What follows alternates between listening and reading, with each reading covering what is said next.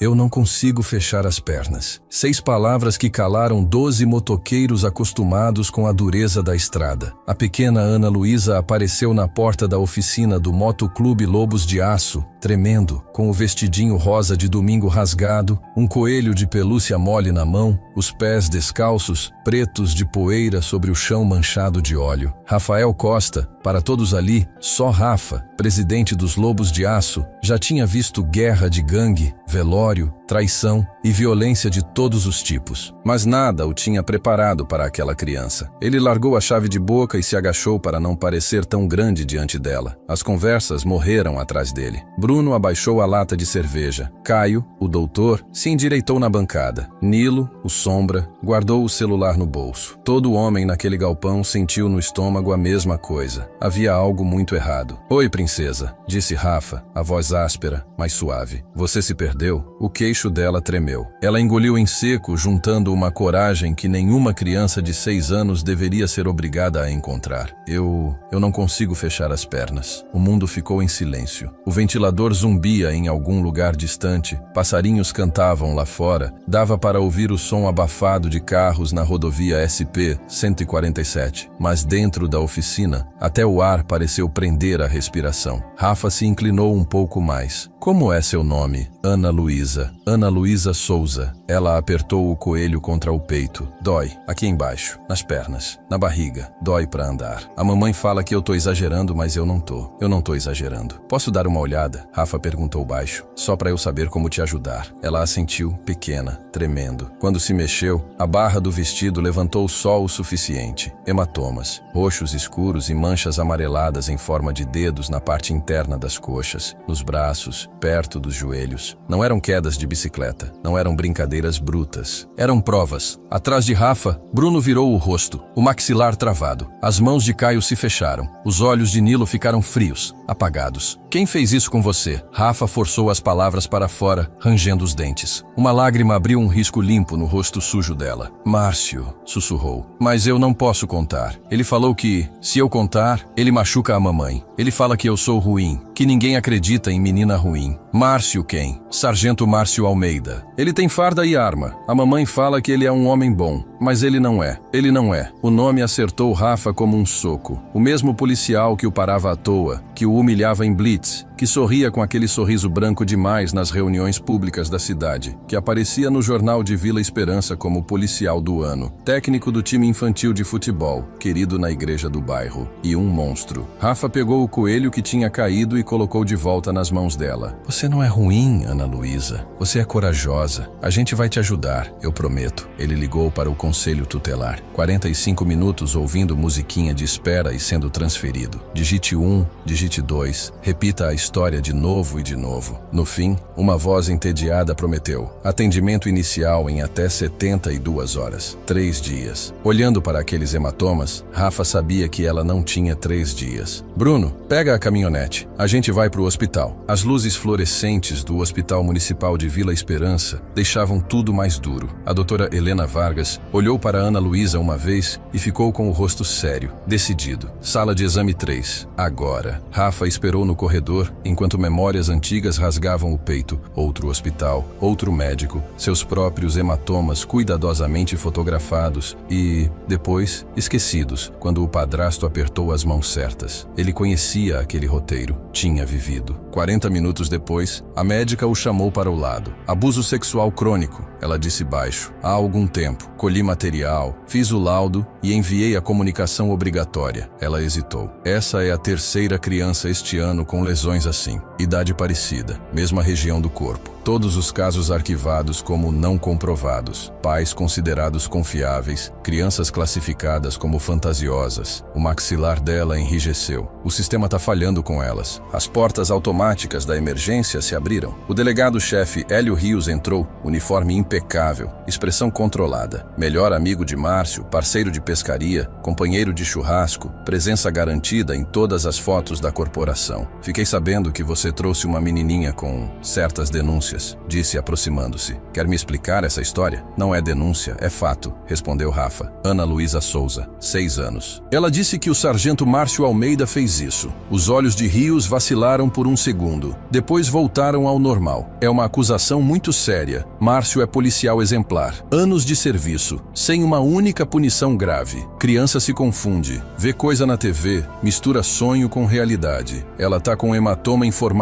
de dedo na parte interna das coxas, rosnou Rafa. Mal consegue andar. Isso não é confusão. Quem decide isso é a investigação, devolveu o delegado, numa calma ensaiada. Eu mesmo vou cuidar para que seja analisado, mas talvez você devesse ficar de fora. Você tem histórico com o sargento. O pessoal pode dizer que você tá querendo acertar contas. Ele caminhou em direção ao quarto de Ana Luísa. Os ombros da doutora Helena afundaram. Rafa observou e soube, com uma certeza vazia e familiar, que nada iria acontecer. O sistema protegeria os seus. Então ele foi para a igreja dos Lobos de Aço. Naquela noite, 8 homens se sentaram ao redor da mesa de madeira marcada no salão dos fundos da sede do motoclube. Quando um grupo de motociclistas marca uma reunião de emergência, eles chamam de igreja. E naquele caso, o que iam discutir era quase sagrado. Todo mundo aqui sabe o que viu, disse Rafa. Sabe o que o hospital confirmou. Viu a reação do delegado. Eu não tô pedindo para ninguém fazer nada ilegal, mas eu não vou virar as costas. Quem quiser sair, é agora. Ninguém se mexeu. Nilo abriu o notebook. Um dia funcionário de órgão de inteligência, agora o cara quieto que todo mundo subestimava. Márcio Almeida de Souza, murmurou. 34 anos. Polícia militar aqui há 3 anos. Antes disso, policial em outra região no interior do Paraná. Ele franziu a testa. O histórico dele no Paraná acaba de repente, sem explicação. 3 meses depois, transferência para Vila Esperança. Os dedos de Nilo voaram pelo teclado. Achei. Denúncia sigilosa no Paraná. Uma mãe acusou o sargento Márcio de abusar da filha de 12 anos. Corregedoria abriu procedimento. Arquivou 2 semanas depois. Falta de provas. Parte dos documentos marcada para destruição. Oficialmente, perdidos em migração de sistema. Nilo cruzou dados de boletins de ocorrência, relatórios de assistência social, registros hospitalares. Um padrão começou a aparecer na tela. Ele procura mãe solo, explicou. Mulheres atoladas em dívida, luto ou as duas coisas. Chega como salvador. Paga a conta, leva a cesta básica, cuida das crianças, vira indispensável. Quando o abuso começa, elas estão tão dependentes que não conseguem enxergar. 5 vítimas documentadas no Paraná. 3 casos não comprovados, em Vila Esperança. Com Ana Luísa, pelo menos 9. Quantas crianças a gente está falando de verdade? Perguntou Caio a voz baixa. Os dedos de Nilo pararam. Mais do que dá para contar daqui. Eles tinham a verdade, mas colhida por caminhos que em tribunal seriam considerados ilegais ou invasivos. Fácil de invalidar, perigoso de manter. Então a gente consegue prova que eles não possam ignorar, disse Rafa. Limpa, legal, nítida, grande o suficiente para nem o delegado conseguir enterrar. 8 mãos se ergueram, 8 de 8. Por 3 dias, os Lobos de Aço observaram, à distância, o pequeno conjunto de casas onde Ana Luísa morava com a mãe, no bairro Simples, na saída da cidade. Carros diferentes, turnos revezados, anotaram horários, rostos, movimentos. Nilo monitorava o rádio da polícia e ligações anônimas. Caio montou uma câmera de longo alcance numa casa abandonada do outro lado da rua. No 3º dia, Márcio chegou em roupa comum. Tânia, a mãe de Ana Luísa, saiu de carro poucos minutos depois. A menina ficou. Pela lente teleobjetiva, Caio viu o sargento caminhar pelo corredor e entrar no quarto de Ana Luísa. A porta se fechou. 18 minutos. Rafa contou cada um. Quando Márcio reapareceu, ajeitou o cinto, pegou uma cerveja na geladeira e se jogou no sofá como se fosse uma terça-feira qualquer. Pela janela do quarto, dava para ver Ana Luísa encolhida na cama, abraçada ao coelho, balançando o corpo para frente e para trás. A câmera não piscou. A gente tem ele entrando e saindo, disse Caio, com horário, e a condição da Ana Luísa depois. Mas vão dizer que é indício só. Vão falar que a gente editou, completou Rafa. Vão dizer que ele tá valendo história para ela, que a gente tá perseguindo o coitadinho. A gente precisa de mais. Nilo ligou de um estacionamento de supermercado para a ouvidoria do Ministério Público Estadual. Tem um policial em Vila Esperança abafando casos de abuso infantil, disse com calma. Sargento Márcio Almeida, confere a conta bancária dele. Confere a do delegado Hélio Rios. Segue o dinheiro. A denúncia caiu na mesa da delegada federal Laura Wu, cedida à Polícia Federal para uma força-tarefa de crimes contra crianças. Ela já tinha visto o nome de Márcio perdido em relatórios de inteligência, como uma sombra mudando de cidade em cidade. Vila Esperança deu rosto àquela sombra. Os Lobos de Aço combinaram um encontro por acaso. Numa quarta-feira, Tânia levou Ana Luísa ao parquinho da Praça Central. A delegada Wu se sentou num banco próximo, parecendo só mais uma mulher mexendo no celular. Rafa observava de 2 quadras de distância, com binóculos, o coração disparado. Laura puxou conversa aos poucos. Que vestido bonito! Como é seu nome? Você gosta de vir aqui? Passo a passo. Foi mudando de assunto leve para perguntas abertas, cuidadosas. Os ombros de Ana Luísa se encolheram. Depois, devagar, se ergueram. Ela começou a falar. Rafa não ouvia as palavras, mas viu mudar a postura da delegada. O momento em que a simpatia casual virou atenção concentrada. Ana Luísa falava. Laura escutava. Um pequeno gravador no bolso da jaqueta registrava tudo, legalmente, em espaço público. Quando se despediram, Ana Luísa segurava um cartãozinho com o telefone da delegada. U caminhou até o carro com passos contidos, mas apressados. Ela já tinha ouvido o suficiente para agir, mas Márcio também estava atento. Na saída da cidade, Rafa acabou parado ao lado do carro dele num semáforo. O sargento abaixou o vidro, o sorriso aberto e vazio. Tenho te visto muito por aí, Rafa. Tá quase parecendo perseguição. Você sabe que assédio ainda é crime, né? Engraçado, respondeu Rafa. Quantos crimes o pessoal finge não ver quando é um homem de farda que comete? O sorriso sumiu. Os olhos de Márcio ficaram opacos, cruéis. Você tá brincando com fogo. Acha mesmo que alguém vai acreditar em um bando de motociclista em vez de mim? Acontece acidente na SP-147 o tempo todo. Trecho longo, sem acostamento bom. Ia ser uma pena se o freio da sua moto falhasse. O sinal abriu. Márcio arrancou. Minutos depois, a viatura discreta da PF encostou ao lado da caminhonete de Rafa. A delegada Wu mostrou a carteira funcional pela janela e mandou que ele entrasse no carro dela. Você foi quem levou a Ana Luísa para o hospital, disse. Eu li tudo e ouvi o depoimento dela. Ela empurrou uma pasta em direção a ele. Fotos de crianças de outros estados. Histórias parecidas. Padrão igual. Márcio Almeida não é o nome verdadeiro dele, explicou. Ele é Marcelo Augusto Russo, ex-militar, licenciado com desonra. A gente tenta montar um caso federal há 15 meses. Sempre que chega perto, polícia local atrapalha. Arquiva um inquérito, some documento, testemunha muda o depoimento. O que vocês fizeram aqui? Gravação, registros, o depoimento da Ana Luísa abriu uma brecha. Ela o encarou. A gente precisa dele vivo, precisa que ele fale. E eu preciso de tudo que vocês têm. Rafa olhou para aqueles rostos de crianças e entendeu que tinha esbarrado em algo muito maior do que uma menina de vestido rosa. Ele entregou tudo. Vila Esperança reagiu como cidade pequena reage, dividindo-se ao meio. Nos grupos de WhatsApp e nas redes sociais, metade do povo postava fotos de Márcio em desfile, segurando bebês, ajudando idosos. Homem de bem, herói, apoie a polícia. A outra metade compartilhava dados sobre abuso cometido por pessoas em posição de poder, relatos de predadores escondidos atrás de uniformes e cargos. Acredite na criança, proteja o vulnerável, não o crachá. As motos dos Lobos de Aço amanheceram riscadas. Mentiroso, arranhado no tanque, açúcar no combustível, pichações na frente da sede, bandeiras do Brasil mal desenhadas com frases como "Somos todos Márcio" e "Bandidos não mandam aqui". Mesmo assim, nos corredores de mercado e filas de posto de gasolina, vozes baixas chamavam Rafa de canto. Minha neta falou uma coisa do Márcio há 2 anos. Eu disse que ela entendeu errado, confessou uma senhora com os olhos cheios d'água. Eu estava errada. Me perdoa por não ter ouvido. Mas Márcio e o delegado se moveram mais rápido. Apavorada e dependente, Tânia entrou no fórum de mãos dadas com Márcio e saiu com uma medida protetiva relâmpago. Todos os membros dos Lobos de Aço ficaram proibidos de chegar a menos de 500 metros de Ana Luísa, de Tânia e da casa delas. Sem audiência, sem direito de defesa. Naquela noite, os motociclistas se reuniram de novo na sede, espalhando mapas pela mesa, marcando o raio da ordem judicial. Cada círculo no papel era como um laço apertando em volta da vida de uma criança. Ele conseguiu exatamente o que queria, resmungou Bruno. A gente é amarrado pela lei. Rafa encarou o mapa. Às 23h47, o sistema que Nilo havia invadido, com o áudio bruto das ligações para o 190, chiou. Por favor, me ajuda. Uma vozinha soluçou. Ele tá me machucando de novo. Tá doendo muito. O moço da moto falou para eu ligar ligar se eu precisasse de ajuda. Por favor, manda alguém. Ana Luísa, Rafa murmurou. A atendente respondeu com voz cansada. É você, Ana? Aqui é a tia Débora. Você deve estar sonhando de novo. O sargento Márcio é um homem bom. Ele ajuda as pessoas. Eu não tô sonhando, chorou a menina. Ele tá me machucando de verdade. Por favor. A ligação foi registrada como possível trote sem urgência. Nenhuma viatura foi enviada. Nilo virou o notebook para os outros verem. Débora Cunha, telefonista do 190, amiga de Márcio no Facebook. Foto deles juntos em churrasco. Ela arquivou a chamada. Rafa se levantou tão brusco que a cadeira arrastou. A gente vai. Caio olhou para a cópia da medida protetiva em cima da mesa. Se a gente pisar lá, acabou. Cadeia. Sem discussão. Ela ligou pedindo ajuda, respondeu Rafa. E ninguém vai. Eu prefiro passar anos numa cela do que dormir sabendo que deixei ela lá. Bruno se desvencilhou da parede. Então a gente vai. Nilo fechou o notebook. Eu dirijo. Às 3h47 da madrugada, 3 motos chegaram em silêncio e pararam 2 quadras abaixo. A casa simples onde Tânia e Ana Luísa moravam estava às escuras, só com o clarão de uma televisão ligada. Eles cortaram um pedaço do alambrado dos fundos. A janela do banheiro estava entreaberta. Nilo se enfiou por ela e abriu a porta dos fundos por dentro. O banheiro tá trancado por fora, sussurrou.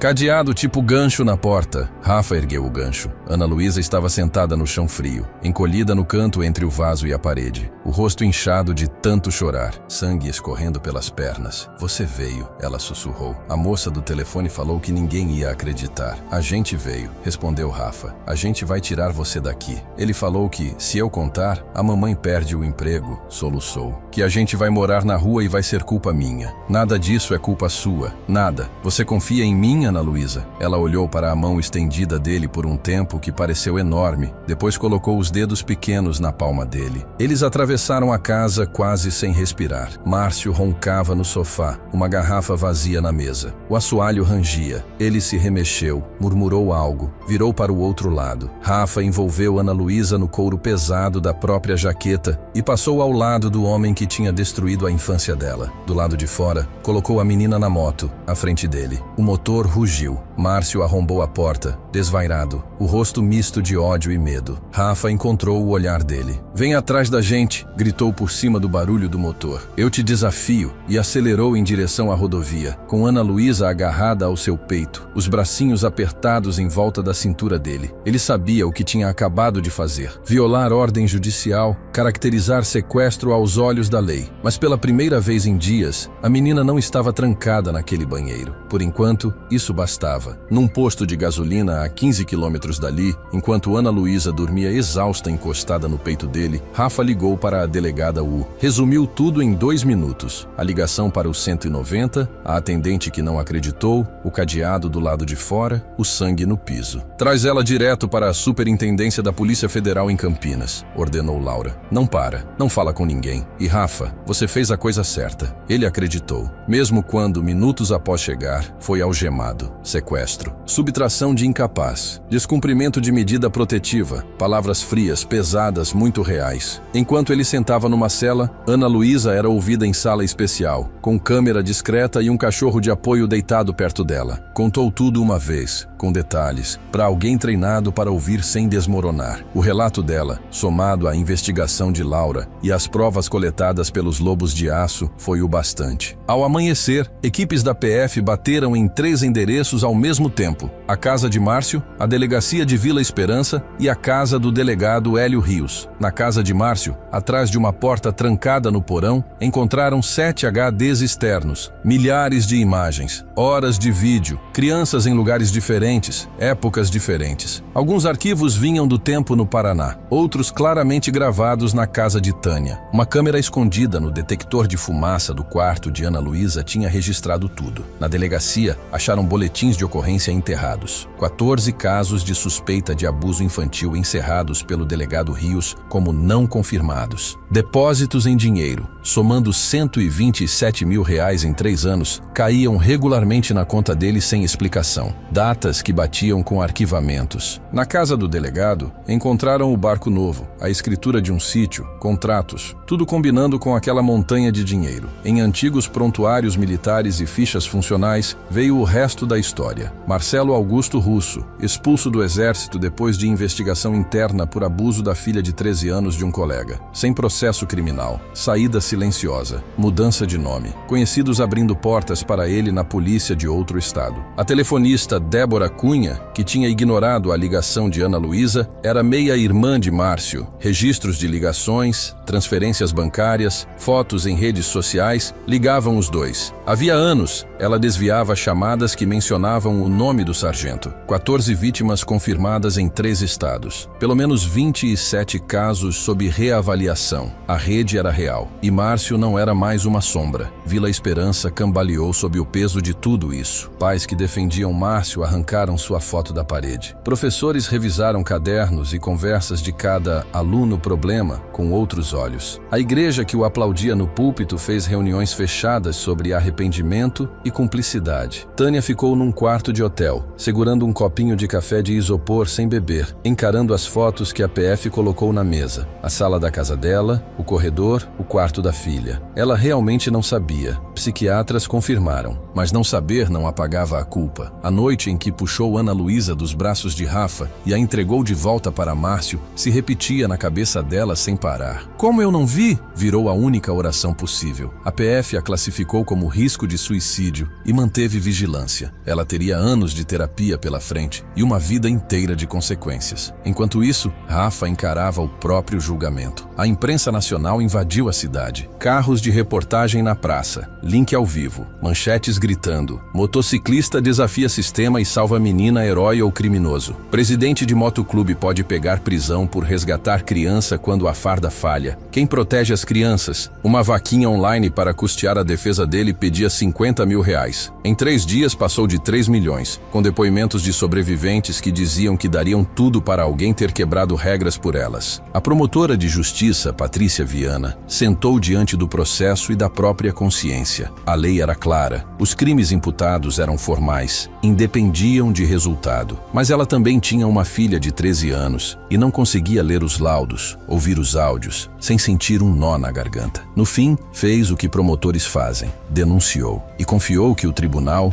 e ali, o conselho de sentença, faria o que às vezes, milagrosamente faz. O julgamento durou 6 dias. Patrícia argumentou que, se cada pessoa resolvesse qual ordem judicial obedecer, o caos se instalaria, que a lei não podia depender de boas intenções nem de comoção popular. A defensora pública Marina Chaves construiu a tese da estado de necessidade. Ele tentou todos os caminhos legais antes, disse ao júri. Conselho tutelar, hospital, denúncia formal. Uma medida protetiva foi usada como arma para afastar as únicas pessoas que estavam olhando. Depois, uma criança de 6 anos ligou para o 190 pedindo socorro e foi ignorada. Naquele momento, o senhor Rafael Costa tinha uma escolha: obedecer um papel e deixar aquela menina ser destruída, ou infringir a lei para salvar a vida dela. Uma a uma, as testemunhas reforçaram essa história. Doutora Helena falou sobre as lesões de Ana Luísa e sobre outros casos parecidos que foram abafados. A delegada U apresentou, passo a passo, a investigação federal, a rede desmascarada, as vítimas identificadas. Se não fosse o senhor Rafael, afirmou, é muito provável que Ana Luísa tivesse desaparecido com Marcelo Russo. Temos provas de que ele se preparava para fugir do estado. Depois, Ana Luísa apareceu por videoconferência. O cachorro terapeuta deitado com a cabeça no colo dela. Um vestido roxo, um coelho de pelúcia novo nas mãos. Com uma vozinha firme, respondeu às perguntas sobre aquela noite. Sobre a ligação para o 190. Sobre ouvir que estava confundindo as coisas. Sobre o cadeado por fora. Sobre Rafa entrando no banheiro e dizendo: agora você tá segura. E cumprindo essa promessa. 3 jurados choraram na frente de todo mundo. Os outros tentaram disfarçar. Do lado de fora, as sentenças verdadeiras caíram sobre os culpados. Márcio Marcelo pegou 7 penas de prisão em regime fechado, em sequência, sem chance de progressão. O delegado Hélio, 18 anos por corrupção e obstrução. Débora, Débora, 6 anos por prevaricação e favorecimento pessoal. Depois, chegou a vez de Rafa. O conselho de sentença se recolheu para decidir às 14h15 de uma quinta-feira. Especialistas em direito penal previam horas, quem sabe dias. 48 minutos depois, estavam de volta. Quanto ao crime de sequestro qualificado, leu o representante dos jurados, com a voz trêmula. O conselho de sentença reconhece que o acusado agiu em estado de necessidade e vota pela absolvição. Quanto ao crime de subtração de incapaz, absolvido pelo mesmo fundamento. Quanto ao descumprimento de medida protetiva, absolvido. Pela primeira vez, o plenário explodiu em aplausos antes que o juiz conseguisse bater o martelo. Pessoas que nunca tinham se falado se abraçaram e choraram juntas. Os lobos de aço se levantaram ao fundo como um só corpo, o alívio estampado em rostos marcados de estrada e sol. O juiz deixou o barulho durar alguns segundos e então falou: às vezes, a lei encontra casos que lembram por que o júri existe. Justiça não está só nas linhas frias dos códigos. Ela também mora no coração das pessoas. Um ano depois, vista da rodovia, Vila Esperança era a mesma. O mesmo bar com copo lascado, a mesma loja de ferramentas, o mesmo sino da igreja aos domingos. Por dentro, tudo tinha mudado. Ana Luísa fez 7 anos num quarto lilás, na casa dos pais acolhedores David e Karen, preparados para lidar com traumas. A estante agora tinha livros em que as pessoas boas chegavam a tempo. Às quartas-feiras, ela se encontrava com a psicóloga que tinha feito a primeira entrevista. Juntas, trabalhavam os pesadelos, a vergonha e a lenta reconstrução da confiança. Em algumas noites, ela ainda acordava gritando, mas não eram todas. Ela jogava futebol. Tinha 2 melhores amigas. Se encolhia menos, ria mais. Cicatrização não anda em linha reta, mas anda. Toda noite, antes de dormir, fazia a mesma pergunta: o tio Rafa tá bem? A resposta, enfim, era sim. Ele tinha voltado à sede dos Lobos de Aço, com graxa nas mãos e irmãos ao redor, mas passava boa parte dos dias em abrigos e projetos sociais, sentado em sofás velhos ouvindo adolescentes que já tinham visto mais do que deviam. Ele não fazia discursos, oferecia presença. Às vezes, isso basta. A polícia de Vila Esperança foi reestruturada do zero. Novo comando, novos protocolos, revisão independente de todos os casos de violência contra criança arquivados, auditorias obrigatórias, treinamento duro, que doía ouvir, mas era necessário. A Assembleia Legislativa aprovou a Lei Ana Luísa, obrigando revisão externa de arquivos de abuso infantil e prevendo punição severa para servidores que enterrassem denúncias. Não era perfeita. Nenhuma lei é, mas era um começo. Os Lobos de Aço, antes sussurrados como bando perigoso, começaram a ser chamados para falar em escolas sobre segurança, limites e como pedir ajuda. Crianças faziam fila depois das palestras para ver as motos de perto, enquanto pais observavam com um tipo novo de gratidão desconfiada. Tânia, depois de 18 meses de terapia intensiva, ganhou direito a visitas supervisionadas 2 vezes por mês. Horas emocionadas, frágeis, cheias de cuidado.